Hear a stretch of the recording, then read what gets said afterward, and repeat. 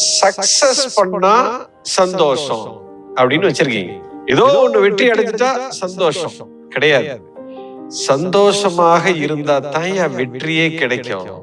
நீங்களா ஒரு இலக்கை வச்சுக்கிட்டு அது கிடைச்சாதான் சந்தோஷம், இது அடைஞ்சாதான் சந்தோஷம் அப்படின்னு நீங்களா வச்சுக்கிறீங்க.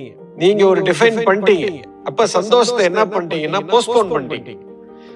அந்த இடத்தை பிடிச்சா தாண்டா வெற்றி, அது கிடைச்சாதான் சந்தோஷம், முடிஞ்சு போச்சு. இப்ப இங்க இருந்து அந்த இடம் ஓடுறதுக்கு 4 வருஷம் ஆச்சுன்னா 4 வருஷம் நான் சந்தோஷமாவே இருக்க மாட்டேன்னு நீங்களே முடிவு பண்ணிட்டீங்க சார். இங்கதான் மாட்டிட்டீங்க. அதாவது சந்தோஷம்ங்கிறது ஏதோ ஒரு இலக்கை அடைந்ததனால் இல்ல, செய்யற செயல்லையே சந்தோஷம். அந்த பயணமே ஒரு சந்தோஷம் தான். எப்போ அந்த போற பாதையே நீ சந்தோஷமா இருக்கியோ, இங்க வெற்றி தோல்விக்கெல்லாம் இடமே கிடையாது. ஒவ்வொரு கணமும் வெற்றி தான்.